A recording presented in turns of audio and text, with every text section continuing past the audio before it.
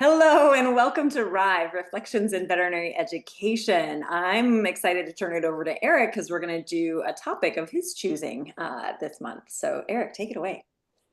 Yeah, we actually came up with this, way back when we were first kind of coming up with topics, and it is globally assessments, and we can sort of take it from where we want. I think the original idea was talking about assessments other than multiple choice questions. I think maybe we could start with like a philosophical question, like, do we need assessments? Like, is this a thing that we need in our life? Yeah, yes, no, argue. Good question. Yeah. Yes. Yes. The So shortest what's answers you've like ever what? gotten from Catherine Yeah, and me. I was gonna say, like, I don't know what to do with that. So like explain kind of to the listener, your perspective on like what the value of assessments is from a educational perspective. Go ahead, Catherine. Well, I mean, for me, I think assessments are a two-way thing, right? It helps us understand what students know or have absorbed and also what they haven't absorbed and sort of maybe where their stumbling blocks are. But it also gives the instructor an opportunity to reflect on, okay, so the students universally stumbled over this particular area. What can I do to try to change that or help them understand it or explain it in a different way? Or wow, the students really sucked at that. What do I need to do to help them? Or, I think I got this concept across pretty well. 90% of the students answered these questions well, but it also gives us an opportunity to say, okay, well, but maybe I made it too easy, or maybe some of my questions were too hard, right? Like there's a lot of it's not just assessment of the student, it's also assessment of the whole teaching process. And I think that's one of the things that sometimes gets lost. And then I think further you have to talk about the formative versus the summative assessment, right? Like the importance of both of those types of assessments, because ultimately we do have to determine whether or not students are absorbing the information in a way that they can reflect it back to us that make us comfortable knowing that they're ready to move on, right? So like if somebody can't answer what 2 + 2 is, then you're not going to give them 2 × 2 because they obviously don't understand the fundamentals of addition. And it's fundamentally the same in veterinary medicine. If there are things that they don't understand at a basic level, then it's probably not good to continue piling on to them because they're never going to really be successful. So that's why I think of it as something that's important and imperative, not just because it's a way for students to pass a class, but because it gives us an opportunity to assess the entire process, and also ultimately determine whether or not a student is prepared to move on to whatever that next step is. Yeah. Cool. I will add to that. So all of the things Catherine said, and then in addition, I guess I would, when we say assessment, we all kind of, come up with our minds like tests, quizzes, things like that. But I think if we broaden what we think about when we're talking about assessment, we're doing it all the time, right? We're constantly. I have a conversation in the hallway with a student. I am assessing like what do they know, and I'm adjusting my conversation to them. But I think that the big thing that I would emphasize is that assessments, low stakes, high stakes, whatever, is also an opportunity for learning, right? Yeah. So thinking about retrieval practice or the testing effect, which doesn't have as a nice connotation, but that is learning, especially if you pair it with the feedback, getting the feedback, again, formative or summative. How did I do? Did I get that right? That is really important for the learner, to one, this is important information for me to know. Like that's how I train my brain. Like, oh, that was something I should know. And did I get it right? Did I get it wrong? How do I adjust my answer? So that's also just part of the learning process that is incredibly important. So I think assessments are often, we often go to, I think, the summative assessments. That's what we think about. And I still think those are important, for a lot of the reasons that Catherine just outlined. But the process of assessment in and of itself is a learning tool, and also incredibly important for that. I will say it should be a learning tool. It isn't Well, always, but it should be. Always. I purely devil's advocate perspective, I'm gonna say maybe not that we don't need assessments, but I think that they are just this side of useless because for example, like I think that when I think of like assessment in a gestalt, like can you do this thing, I think of like workplace assessment and that kind of thing. And then the like what's the goal that we're looking at? We're providing medical care. What we're looking for is like patient survival, minimal morbidity. I don't know that I would feel confident in saying that having a board certified anesthesiologist is going to result in less patient morbidity and mortality than not having a board certified anesthesiologist. So I can't even justify my like existence, from a patient outcome perspective. So if that's the case, and it might be the data like actually exists in the real world, we just can't do that study. Yeah. But I guess that's what I always think about. I'm like, I can't even prove that I'm useful. So like, can I even assess if these people are useful, Well, I mean, I think there is probably data out there that supports somebody who has intensively studied one area does probably have better outcomes. Although I will say, I think we've talked about this before that like when I was going through vet school, my neurology teacher was like, well, only 66% of what was it? Board certified neurologists are only able to locate the lesion correctly 66% of the time based on postmortem, Wow. right? Now that's based on postmortem. I mean, we don't know premortem. Ah, But still, 66% post-mortem, that's like 2 out of 3. That's not very good. And so I raised my hand and I was like, well, if they only get it 66% of the time, why do you expect me to get it like 90% of the time to get an A?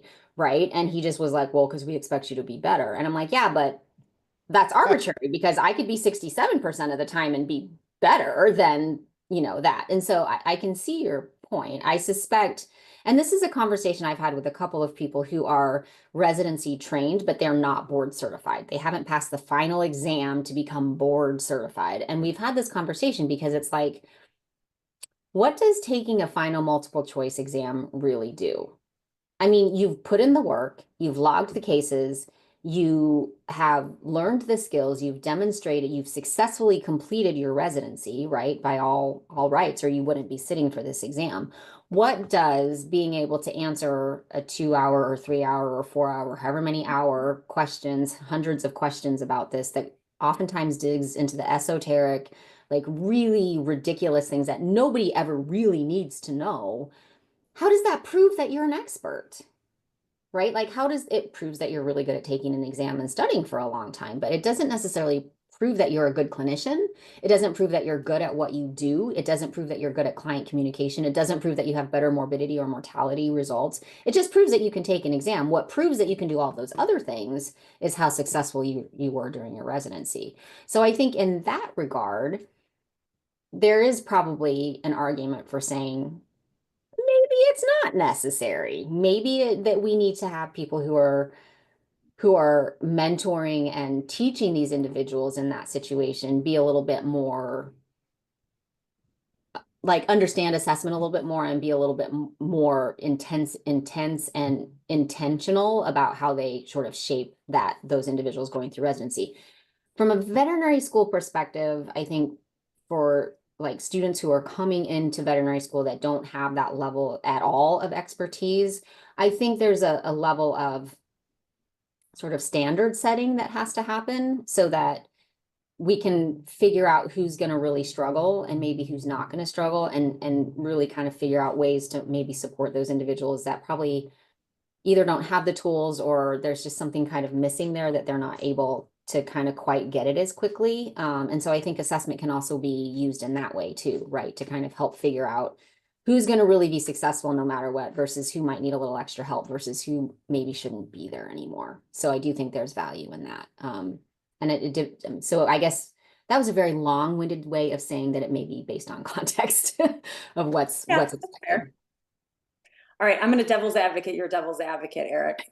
So Great. I'm not sure that patient outcomes, morbidity, mortality is a good indication of competence, right? I mean, I say this all the time, like a lot of our patients are going to get better in spite of us, or are going to die in spite of us. And, it's very easy to get this God complex, be like, everything I do is making an impact.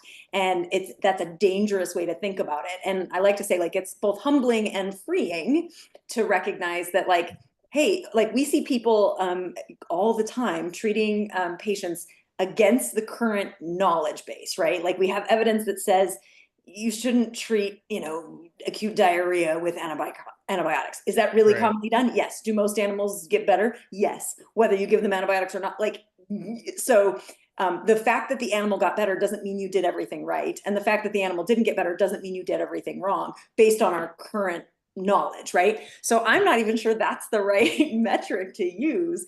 And I think that's the tricky part of expertise, which we have talked about expertise on this show before. But when you're talking about what is the difference between a board anesthesiologist and somebody who does anesthesia in their day-to-day life? I don't know that the patient outcomes is the only thing that we should, is that incredibly important? Yes. But I would venture to guess that a boarded anesthesiologist is going to make a small difference in maybe a small number of cases, because our patients are very forgiving. We can get away with doing a lot of things that are maybe not ideal based on our current knowledge, and they do pretty well. So I don't know. I think I would challenge that shouldn't be the metric we use to decide how well somebody's doing. Yeah, that's fair. I think, which is also the problem with the assessment in general, right? Like if you don't know what the endpoints are. Well, and to something that Catherine mentioned, I think that a lot of the times we are making assessments that aren't necessarily testing what we think they should be testing. And like you said, like does the ability to answer a lengthy multiple choice quiz mean that you're a better anesthesiologist, because that's how you pass boards? And I don't know that it's not, but I don't know that it is. But I think about that a lot, where my students get frustrated with my assessments and they're like, I knew the thing. And I'm like, I understand, but you couldn't articulate it in a way that I wanted you to. And that's like my arbitrariness too, Yeah. And I mean, I'm also thinking about, I guess it's fair to question whether or not assessments are necessary. I mean, I guess we're humans and there has to be some way to categorize things. But, we talk about this a lot when we're talking about what should the cut rate be for passing. Right. Oh, So we yeah. had a lengthy conversation about one institution, the cut rate's 90%, or the cut point is 90%. At Virginia, Maryland, it's 64%. At most institutions, it's 60% or 70%, right? There's this arbitrary number out there. And that's just sort of how we're raised up through the system in the United States. I have friends who are from South Africa. The cut point is 50%. And anybody who scores above a 50% is like a freaking genius. Like my friend who was brilliant got what we would consider straight C's in her high school, but that equivalent was basically a 4.0 in the United States because of the way the exams are written and that kind of thing. So, it is arbitrary the way we assign things. I mean, why isn't 50% passing? I mean, why is 62.5% a D? Who knows? There's no information out there that says it should be this or it should be that, because there's so many variables involved with it. But I do think that, go ahead. Well, I was going to say, all right, Eric, here's my question. Would you, if we got rid of assessments, would you be comfortable taking the kitty behind you to a veterinarian where nobody was assessing? They're like, you really want to be a vet? Here, you go through the program, and as long as you did the time, you get the degree. There are no assessments. Would you feel okay with that? That is a really good question. And honestly, it kind of reminds me of like our selection process and, like, how are we doing with that? And, are we capturing, like we did the article, last week, are we even capturing the right, students in our assessment process? And then there are always going to be relatively incompetent. It's a bell-shaped curve, like you're gonna get incompetent vets. No matter what system you put into place, there are going to be incompetent vets out there. So I'm also thinking about it though too, like we've all been in academic practice at various times, and like for me, that's like my litmus test. Like if I'm working with a student, I'm like, I would not feel comfortable bringing a pet of mine to you for vaccines. You should not pass this rotation. Right? Exactly. Yeah, you should not pass. Yeah, 100%. Right? But like on the flip side, there are plenty of students who walk into the classroom and say, I don't feel like I get anything from these classes. I don't think you're a good professor. I've learned nothing from you. What recourse do they have, right? Because that's what we say as educators most of the time. We walk into the classroom, well, I'm certified to do this, or I'm an expert in that, or I have a degree in this, therefore I can teach. Well, I'm sorry, those aren't equivalences. So, I think we send incompetent teachers into the classroom every single day. I would argue that every teacher that steps into the classroom the first day into any classroom at the higher ed level is probably incompetent. Yeah, that We've me, never I was. we've never tested them. We've never asked them to prove that Right. they are competent in any way, shape, or form, Yeah. other than the fact that they've passed another test that Yeah. indicates that they're good at something else, right? Yeah, but so would it be better if we had an assessment for those people? 'Cause Yeah, I see. So yeah, I think it. it might be, but I don't know what that assessment isn't necessarily going to be multiple choice, right? And that's the conversation we're having with AVE, right? Why do we need a multiple choice exam? But I do think there's a baseline of walk around knowledge that people need to have about something to be able to say that they are expert or whatever, that they're competent, however you want to put it. So yeah, again, I think it goes back to context. And I think that's a really fair question, Bobby. Like, would you feel because I use that a lot. If I walked into a vet clinic and said, hey, I really want a job here as a veterinarian, and they said to me, well, where did you graduate from vet school? And all I said to them was, well, I mean, I observed people for a really long time YouTube is and amazing. they let me right? practice and I feel pretty competent, like, sure, I can do that. I've been doing this for 20 years. I've got Google. What are you talking about? He's gonna give me a job.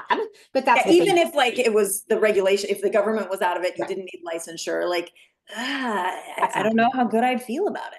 And Now, I think are there that's some people who could go out there and just learn it on their own and figure things out? Yeah, yeah, but they're probably the exception. Yeah. they're 100% the exception. And so I think that's a fair question, right? Like, would I feel comfortable taking my pet to somebody who hadn't passed NAVLE? Honestly, probably. I mean, depending on what their bedside manner was and if Oh, I that's so interesting. I love that metric because as you said that, I'm like, no, Yeah. like I know the students that don't pass NAVLE and I'm like, no, but I know a lot of they students who didn't did pass for pass. a reason. But I know a lot of students who did pass NAVLE that I 100% would never take my pet to. I think that's the Well, key that's a there. fair Like, point. I think for me, is that like necessary and sufficient? Is that like one piece of the entire puzzle? And I think that's the Right. key when we're talking about assessment. It should never be one thing, Right. right? It should never be one thing because there are ways that you can pass this one thing and maybe that's not enough. But when you start to do all of the things, like in theory, right, we're getting closer and closer to identifying, the people who are competent. But there's so many things that I think play into success that we don't test for, right? Like some of those professionalism skills, because there's plenty of people who passed the NAVLE 25 years ago and haven't necessarily continued to learn and stay up to date. So passing it 25 years ago for me is very different than saying you pass it right versus somebody who's staying up to date and staying involved and wanting to learn more things. So there's other metrics that we absolutely aren't assessing for that I think are actually really important and would be important to me if I'm choosing a veterinarian to take care of my pets, that I am going to want those other things. And that's my form of assessment, right? If I'm choosing who's going to take care of my pets, like I want this additional information, which is But so that form of assessment. yeah, and I agree with that. But do you really know how many times those students are getting assessed? Because I mean, I don't know about you, but when I went through vet school, I got a midterm and a final in a lot of my classes. We put a great deal of trust into institutions, and it's not always deserved. Yeah. I mean, and I guess that's why there's an athlete, right? Is because you have to be able to weed those individuals out that maybe the institution didn't. Yeah. But at the same time, once again, is it just because they're really good at taking exams? 100%. Because again, I mean, you have 2 points, right? A midterm and a final, and you screw one or both of those, you screw one of those up, you're in a world of hurt. And if you screw both of those up, it doesn't necessarily mean you didn't learn what you needed to know, because there's variables of how well were the questions written, how much sleep did you get the night before? Were you, like all of those things. So yeah, I mean, I think assessment is really messy, and I think we know what we're doing, but in the end, it's kind of like medicine. We just kind of. You just reminded me of another thing, Catherine. Well, I was going to say, I kind of want to dig into, okay, so you're teaching in a classroom, right? You've got a course, you're the course coordinator. You need to decide, like you say, we put a lot of trust in institutions. You are representing the institution for whatever your discipline is. This student, is going to pass. This student is not. What do we do? Meaning when they shouldn't pass, what do we do? No, like you're the instructor in the classroom, you're the course coordinator. What assessments are you going to design to try to determine these things that we're talking about on a philosophical basis, on a practical level, in the classroom setting, so in the preclinical setting? How do we do this? Yeah. Well, I mean, we do it with multiple choice tests most of the time. That's not what I do. No. That's not what I That's do. what we do, but that's what we do. That's not what we should be doing. Yeah. So, That's I what mean, we I can tell you do. right now what I'm doing so I have my third year emergency critical care course, right? And so the assessments that I have, there's a variety of them, right? And so there are some written assignments, some like sort of, I love my spot the mistakes. So at the end of each lesson, there's a clinical scenario, and then the students have to write like a paragraph or two on like, hey, what went wrong and what would you do differently? And these are pass fail. You either I do it or just you want don't. to interrupt briefly that I love that, Bobby, because it's also reflection practice. Yeah. Yep. No, I started these like 4 or 5 years ago, and I was worried the students were going to hate them and think they were busy work, and they love them. They Yeah. love them. And I read them. I and- will opine that is because of you more than the assessment, because I have also done this and they do not love it coming from me. Oh, okay. Well, Submitted for consideration. okay, fair. Well, one thing I will say, I tweak it a little bit. So there's one for every class period. They don't have to submit an assignment for every single class period. So they have, over the course of the semester, they have some autonomy to choose which ones they want, right? Thinking about self-determination theory and blah, blah, blah. And so they do have some options there. But then what I do is I read all of the people who responded, and I read quickly. It doesn't take me that long because I'm like, you have to keep them short. Like, it's got to be quick. There's no paragraphs, pages of this. And then I record a video giving like, here's what I think, and based on what you guys said, here are the things that came up, here are the themes. And so I give them the feedback, because again, that assessment piece is enhanced when they have the feedback. So they have that's an option. I do drug calculations. Like, you either get those right or get those wrong, right? Here's the scenario, here's the drug calculations. And then I have some like other, like what I try to make clinically relevant assignments. I have client communication assignments. They have lab quizzes, and then they have midterm and final. And the midterm and final, there are some multiple choice questions, probably about 10 to 20% of the class, for questions that are straight recall, and that's easy to grade. But the majority of them are short answer and essay. And I have my rubrics for what they're going to be. And it takes a little bit for the students to adjust to them. But I'm looking for like your critical thinking skills, your justification. So for example, I'll ask a question. Here's a clinical scenario. Blah, blah, blah, here's all the information. Would you treat this cat with antibiotics? Yes or no? And just provide 2 reasons to justify your answer. And I write them in such a way that they could say yes and get full credit. They could say no and get full credit, right? But I want them to talk me through their reasoning. And they can't just say anything and get credit. Like, their reasoning has to align with things we've talked about in class based on, what evidence is available or understanding of physiology. It takes a long time for me to grade these exams. Yeah, how many students do you have in that class? About 110. Okay, so it's a big class. It's a big class. Yep. It's not required for everybody yet. I'm working on it, but the majority of them take it. So, yeah, it's a full class, and it's a lot of exams to grade. But for me, it's worth it. And this is what you were talking about earlier, Catherine. Like, I get to see way better. What are they understanding? What are they not understanding? What are the things that are still unclear? What are those, like, what I consider bad habits that they're carrying forward that I need to go back and re-emphasize? But I can tell you, like, oh man, it's super gratifying. I'm like, they are getting this. Yes, it's very, But you are also the exception. You're not the rule. Oh, well, maybe. I mean, no, there's no maybe. Like, you're the exception. Most people are doing multiple choice exams because it's easy for sure. and it's efficient. Well, it's quote unquote easy and it's efficient. Yeah. It's not. I think it's actually really hard. It's way harder to write good multiple choice questions than to write the short answer essay. The grading piece is longer, but like, for me, it's a trade-off.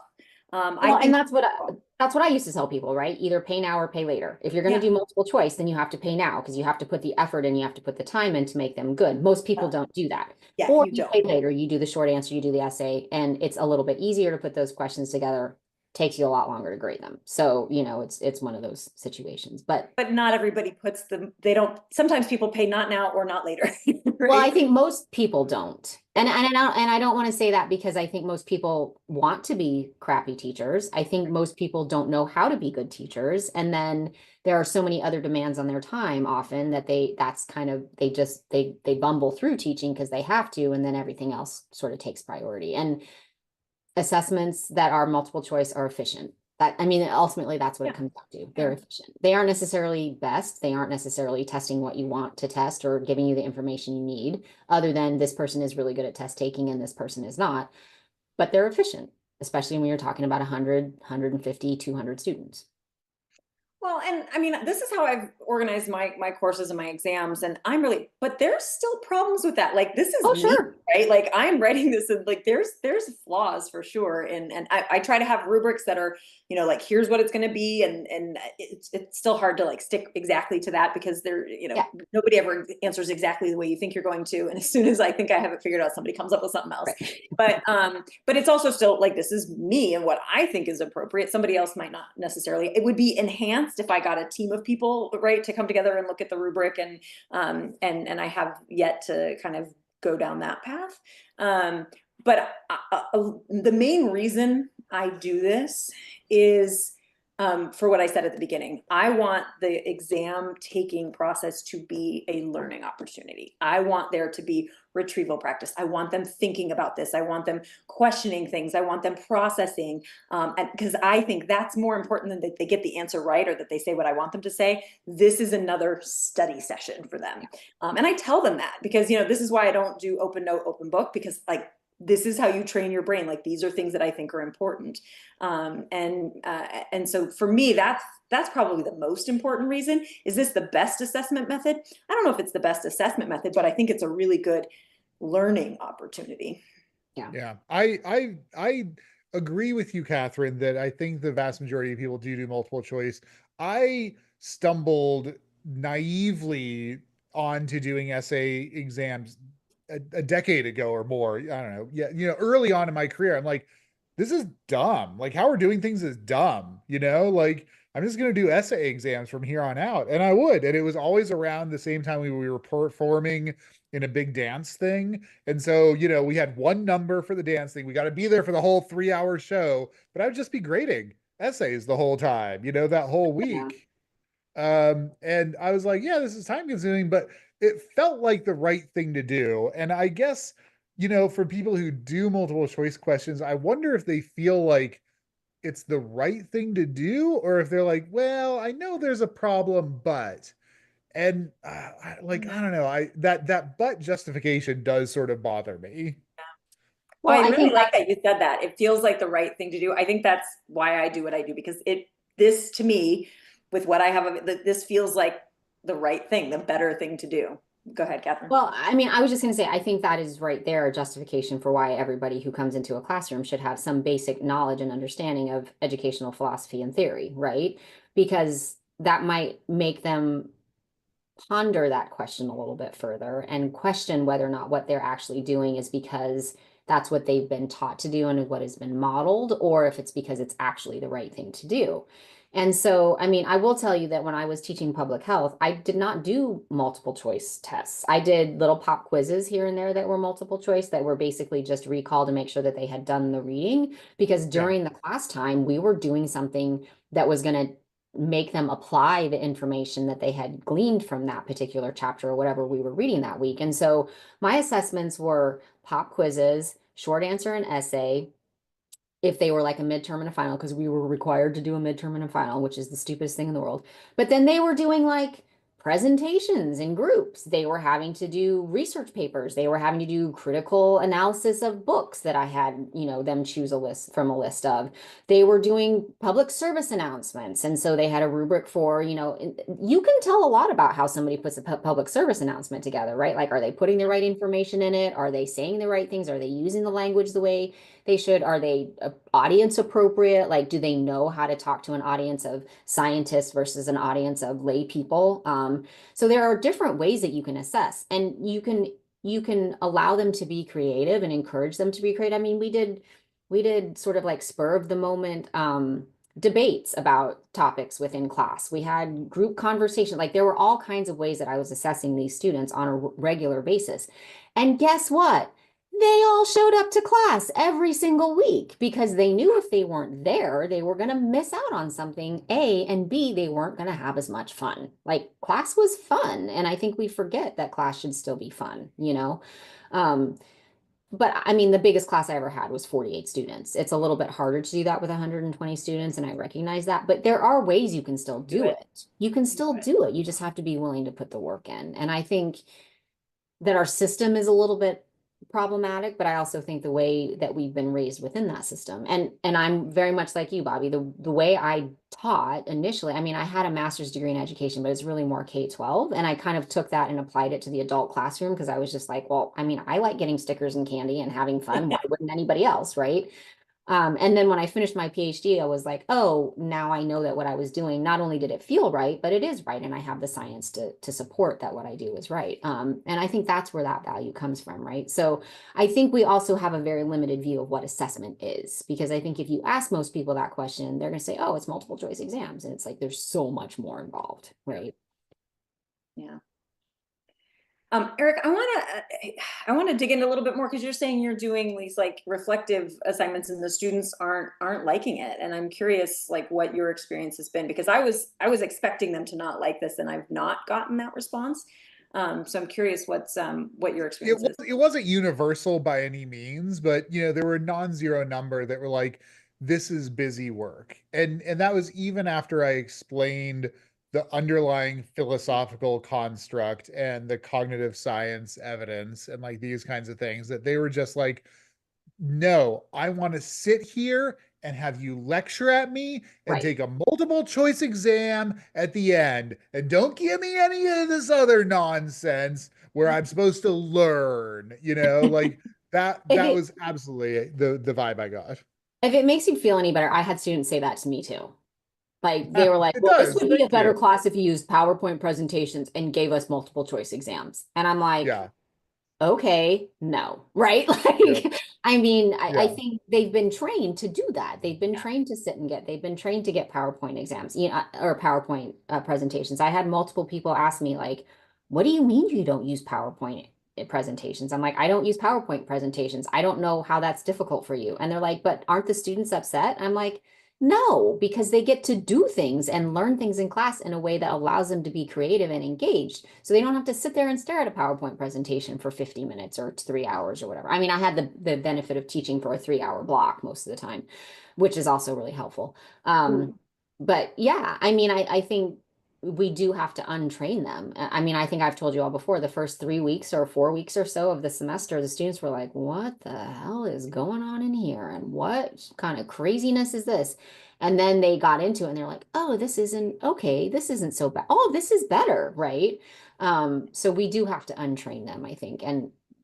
And perhaps if you'd had them for multiple classes over multiple times, there's still Yeah. going to be a number of them who are going to be naysayers, Yeah. but they would have been like, oh, I get it now. And then you see them in clinics and they're like, oh, I remember in Hoff's class, we had a X, Y, or Z, and now I get it because now I understand this better, right? They probably did have some of those light bulb moments and maybe you just didn't see them. But so I would say that it is probably partly because of Bobby, because she's just very entertaining and just sort of a natural Yeah. storyteller. But I think you are too, Eric. I think it's just it may be the population of students, and it may just be the context is a little bit different, and maybe the content, the topic is a little bit different. I mean, there's a lot more people probably interested in emergency and critical care than they are per se interested in cardiology or anesthesiology. I don't I know. think Right. emergency is one of those things, even if they're not interested in it, they're like, I kind of like it freaks me out and I need to know this. And so Right. I do think I benefit some from like the urgency that whether I like this or not, this is going to Yeah. happen to me. I think there is some of that. I think I've also benefited, especially over the years. I mean, the students talk to each other. Yeah. And so, if 1 year goes well and they tell the next year, oh, Yeah. this was good, this, that certainly helps. I do some of those same things, right? Like I try to explain, hey, day one, right? Like the first class is just intro. There's no content delivery, right? It's here's how the class is going to run. And I'm like warning them about the midterm and a final and that you're going to see essay and short answer, questions. I give them here's a sample. Here's a question I used to use. Here's the question.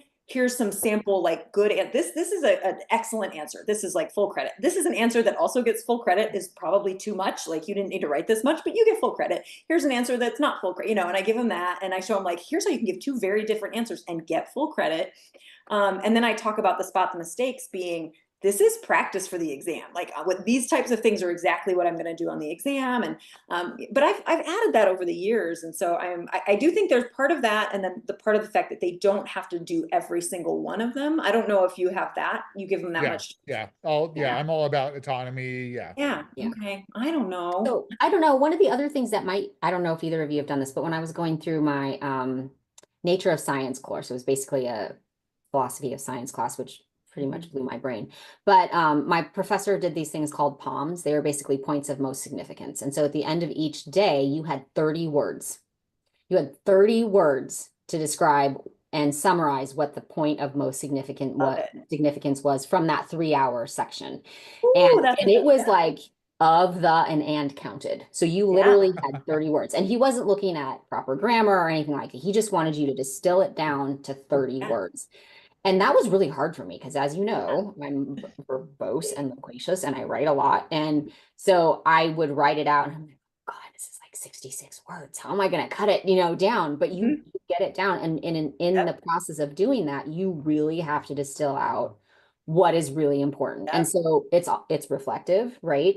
It forces you to function in a way that's slightly different. And it's not a lot of grading. Even at 110, if you're doing 30 words, and you're sort of looking for what the primary thing is. So, that might be something that would be a little bit different. But I've stolen that from him on multiple occasions in class. Right? You're not the only one. So in my constructivism course that I'm taking right now, we do 25-word summaries. So we have readings in advance. And so this is like, here's a 30-page paper, summarize it in 25 words. And it's just like, like my first couple, I was like, I'm really bad at this. And I've gotten better, right? Because he give us feedback and read them and stuff. But like such a good exercise to be like, great. You can't do this in 25. And you're just trying to like, he also is like big. He gave us all like these like tiny little primers on like punctuation. Like there's a chapter on the comma and it's really fun. But because that, that's a sneaky ways to reduce your words.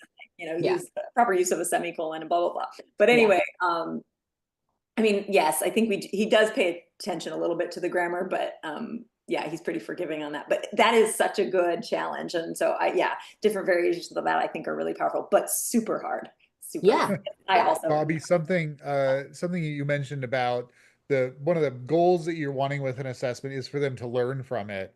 So I have been a big fan of taking a whole class period after the exam and like, let's go through it. That's great. Right? Because I think that is as useful learning time as like teaching the new material.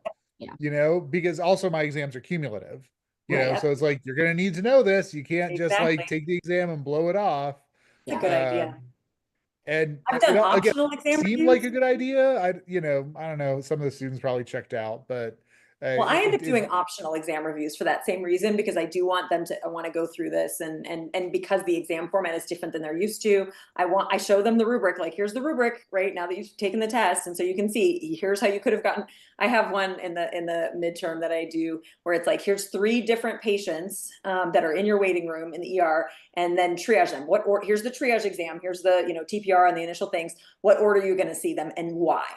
And what they don't realize is there isn't a correct order, right? Like there is no right answer here, but there are things I want them to, highlight in the exchange. You need to recognize that this should be concerning.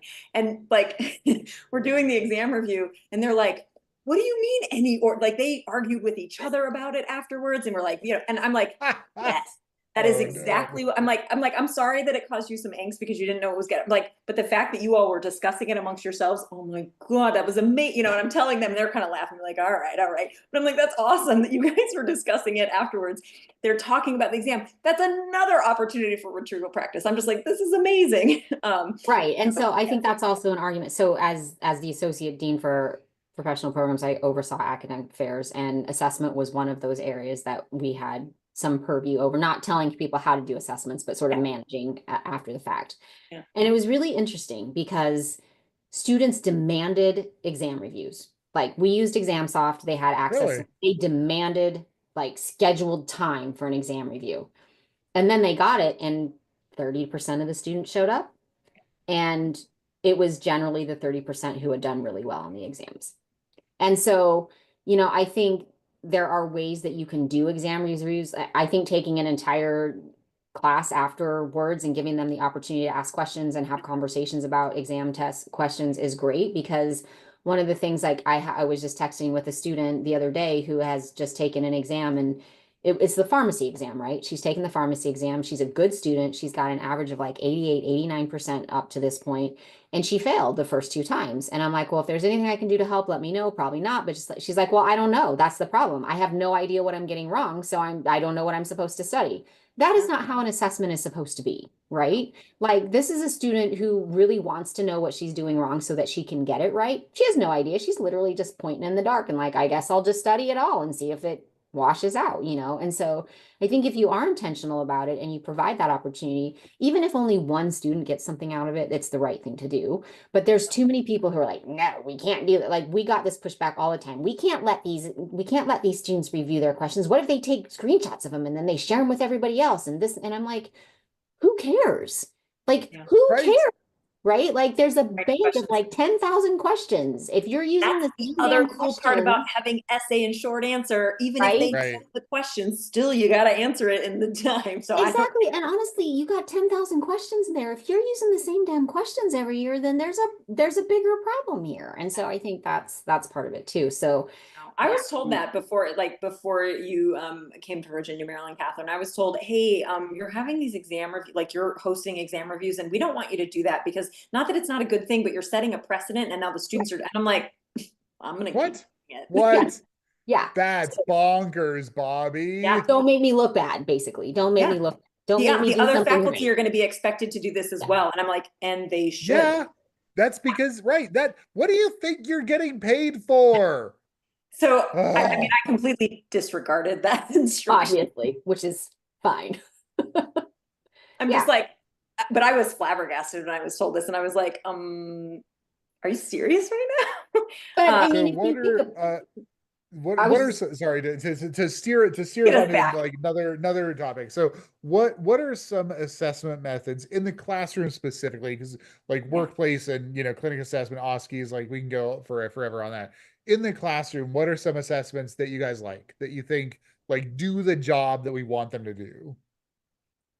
I think presentations are a really good way to assess people. I think those really brief summaries are a way to do that, a good way to do that. I do think short answer and essay questions are a great way to do it, as long as they have a rubric and kind of understand the I shape was of gonna what say, that's supposed and to like look the like. presentations and the 30-word thing would also have a rubric, presumably, or they would just Yeah. be pass fail. Yeah, so for my presentations, I always had a rubric, and part of it was creativity, part of it was sort of like organization, part of it was like, if it was a group presentation, making sure that everybody participated in some way and that that was obvious.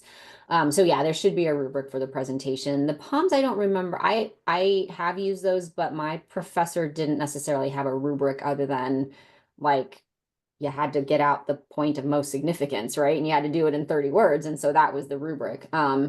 So, I think things like that are really important. I think peer assessments can be really useful and really Yeah. important, just getting a sense of how they worked with each other, whether they felt like they carried their weight, even to some degree of like assessing each other's essays and things like that, and sort of getting a sense. And then I think having students write their own questions is a really great way to assess what Yeah. students do and don't know. They may not write. Actually, I've gotten some really good questions from students, and I often tell them, some of your questions may actually show up on the exam. But so that's one way to do it. And I think if you're gonna do multiple choice, giving them the option at the end to do a review, and then understand, like, if you want to remediate that in some way, just saying, okay, well, you selected B, but the answer was C. If you want to go back and you want to explain why B was incorrect and why C is correct, then I'm willing to give you credit for that, right? So it turns into sort of a mini essay or mini short answer, but it's still another learning opportunity. So I think all of them can be really useful. It depends on what you're trying to get out of them and what it is you want to know from them. I've done the ask them to write multiple choice questions, and part of my agenda there was to get them to realize that doing that is hard. Yes. I don't know that a lot of them picked up on that, though. You know, they would continue to make the same errors. Like, no, you cannot do a negative Worley stem. It only works if you Negative- make the other students take those questions. Yeah, exactly. They're terrible. So I will tell you, so when I was in vet school, I would write practice exams for like my study group. And you know, it was obviously zero stakes, but the writing was really beneficial for me. And then the taking, and they would be like, well, this doesn't make sense. I'm like, hey, I'm sorry, you know, but so they were critical of my, my crummy multiple choice questions, but that was still part of the learning process. So there is something you could do with that potentially. They might learn, they might talk about the topics, and then they might realize how crummy their questions were. But yeah, for sure. What about you, Eric? What are the assessment methods you like? So I have enjoyed script concordance questions, which for our audience who don't know, usually these are diagnostics, although I've phrased them other ways. But it's like you're given a case scenario and then told, if you have this piece of information, that makes this diagnosis much more likely, neither more or less likely, much less likely. Yeah. And I like that because they are relatively easy to grade. Like they can still like do it through a learning management system as opposed to an essay exam. But there is clinical ambiguity introduced, that it's like, ooh, is it much less likely or is it less likely? You know, like threading that needle is exactly what we do constantly in clinical medicine. So I quite like script concordance questions. The students hate them. Yeah. Burn it down. They're like, I want a single right answer. I'm like, you entered the wrong profession, my man. Yeah. can they get like, is it all right or all wrong, or do they So get it depends. Yeah. So if there's like a very clear, no, this is absolutely the right answer, you have to nail that. Or if they get the adjacent one, I'll give partial credit sometimes. So it depends a little bit on what the question So if they is. said somewhat more likely, and you wanted much more likely, they could still get credit. They knew it was the direction, they just didn't get the degree. Yeah. So I love that idea, because sometimes that's a way to discriminate between like a novice, right? And like somebody who's more competent, or somebody who's right. Like you could use the same assessment for students, interns, and residents in theory, right? And you'd expect that to discriminate, like who's getting the nuance. Okay, you understood the direction, but this person really got to that nuance, which is cool. That's what I like about that assessment type. That's cool. Do you think it's the ambiguity? That's the ambiguity that the students hate about it. That's the main complaint. Or me. I mean, it's hard to separate them, you know. Oh, I don't think it's you, Eric. I really don't think it's you. And then I do, you know, I do obviously like short answer and essay. I also another thing, a terrible thing that I do that the students hate is I have them do a short answer to a short clinical question, and I give them two options because I'm a big fan of choice. But I give them a hard time limit of 5 minutes. And they're like, I need 10. And I'm like, actually, I did this over several years. I varied the number of minutes that I gave students. And guess what? The scores are the same. So you know what? You don't need 10. Right. I could give you 3 and you would be fine. But that's not what they believe, you know? And so their belief makes their reality. Yeah, absolutely. I love it. I would add, I'm going to add some like low or no stakes assessments that I think are really cool for in class. And that's like in class polling. This is when I actually kind of like multiple choice questions. And I love to create multiple choice questions where there isn't one right answer, because I'm not actually grading them, but I want to see what the class says. And then immediately we're going to talk about it, right? So that's, it's a fun assessment for me, because sometimes there's more right and more wrong, or sometimes this one's totally wrong, these other ones might be right, but I can see like the class in general is picking this, but then I can go, all right, somebody who picked A, tell me why, like what's going on, or convince your classmates who picked B why you're right, and let's have a debate, right? An impromptu thing. And so it's a springboard for a discussion, but also in real time, I get to see like, where are they with things? And I love creating multiple choice questions where there's the appearance of one right answer, and then they go back and I'm like, oh, that one's fine. Yeah, that one's okay too. And they're like, gosh darn it, you know, but then they're like, they also feel a little bit better because they picked a right answer. So I think as a teaching tool, but also a form of assessment where the student can, you know, anonymously answer a question, but get feedback, like, how am I getting this? Am I not getting it?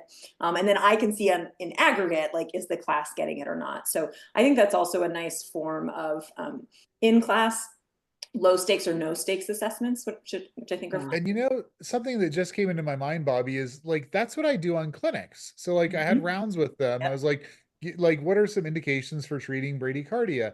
And they gave me them, and some students gave me an answer that wasn't on like the multiple choice, like it wasn't the answer I was looking for. But I'm like, oh, okay, like I see what you're thinking, and then I could take that and turn it around. That's really interesting. Yeah. Yeah, I'm also thinking like when I was going through vet school, I actually wasn't required to take an internal medicine rotation during my clinical years. But I still do fine in clinical, like in internal medicine, because I had this one class by Dr. Willard, and we had this thing. It was what would Willard do, right? Because he's written the books, he's been a practitioner for multiple years, but he was also a very, very skilled teacher. And so it was 1 2 hour class that we had in our second year, and it was insanely hard. But he basically did a reverse script concordance. So he would give us a case that we would all have to work up every week, and then we would turn it in, and it was worth like 5 points, right? Sometimes you would get negative points because essentially you had said, yes, I want to do this, but it really shouldn't have like never been on there, right? And so it was, I'm just thinking about this, that it was reversed. But then he would also do these low stakes quizzes. So you'd have a 1 or 2 point quiz when you were in class to start the class over the topic, or over that particular case. You'd turn that in. And then he had that little poster of our faces, and he would just randomly be like, all right, question number 1, Allison, you're up. And you never knew when you were going to get called. You only knew that you had already been called on. And then you could sigh relief because you probably weren't going to get called on again. But he also had a great sense of humor. I mean, at one point he was betting a strawberry tart that was really famous from some bakery if, the student could prove the answer correct. And she actually ended up being an internist and did prove the answer correct. And he brought the strawberry tart and gave it to her. I mean, he paid up. So, Nice. I mean, I think assessment doesn't have to be a dirty word. It can be fun, and it can still be challenging, and it can really make you kind of think about things. But that one class, I was so proud of. I got like an 89% in that class, and I never got negative points. And I was like, I am so proud of myself, right? Crushing this. And Yeah. and like, yeah, we were terrified that we were going to get negative points, but boy, we were prepared and we learned because we knew what the expectation was and we wanted to meet that expectation. And he was kind about it. And I mean, he was scary, but he was kind and he was fun and he had a good sense of humor. So, um, I think that's the thing, is that assessment doesn't have to be a bad thing. And I think that if people learn to embrace it in a way that it's meaningful, it's challenging, but it's also learning, it's helping them actually do what we want them to do, which is learn the material, then in the end, that's the kind of assessment that we should be doing, whatever that is. That could be a really good multiple choice test. It could be a script concordance test. It could be short answer. It could be essay. It could be presentations. It could be whatever. As long as it's meaningful and it gives the students an opportunity to really think about what it is they have learned and what they haven't.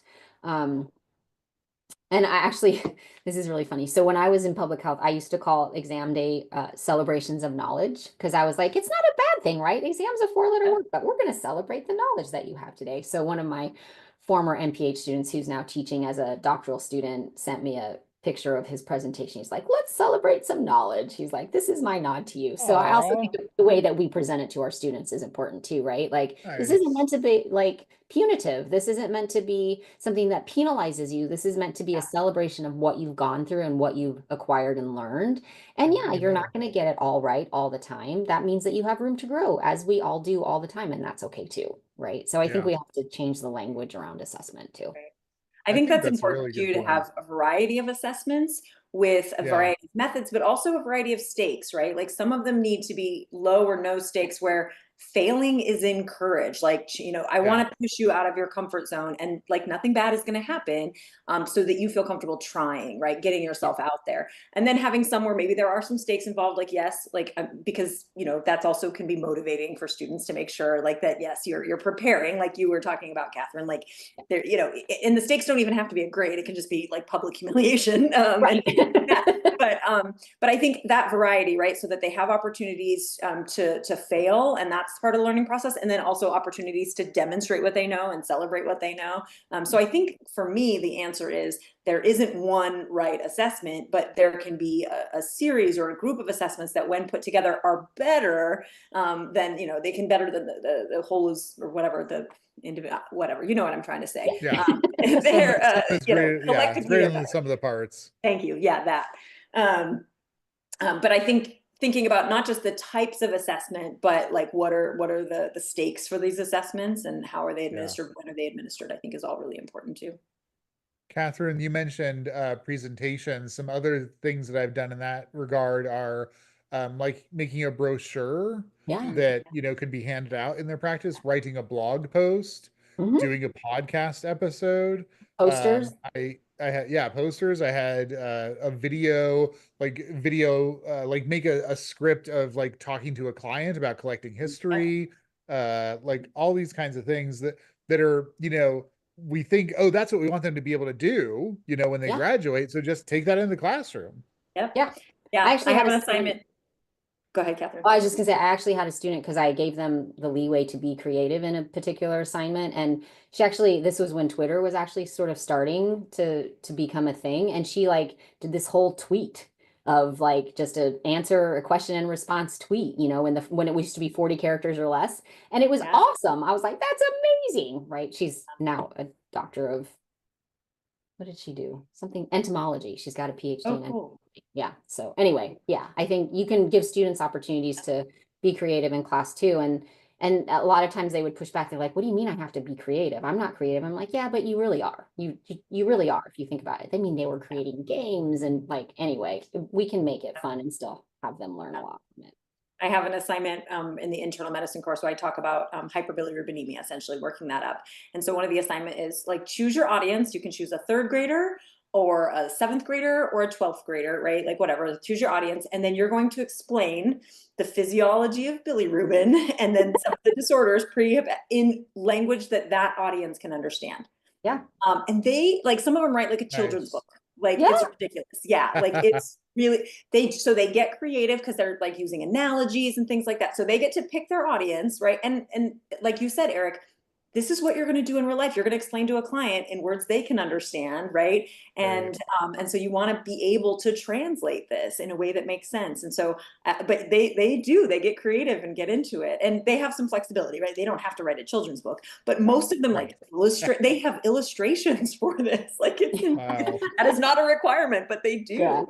It's cool. pretty, You know, when you give students the freedom, okay, so kind of summary takeaway, main highlights to say about assessments. I'll say they are imperfect from my point of view. Recognizing that imperfection is important, and trying to make them as authentic as possible is sort of my goal whenever I'm thinking about assessments. How about Catherine?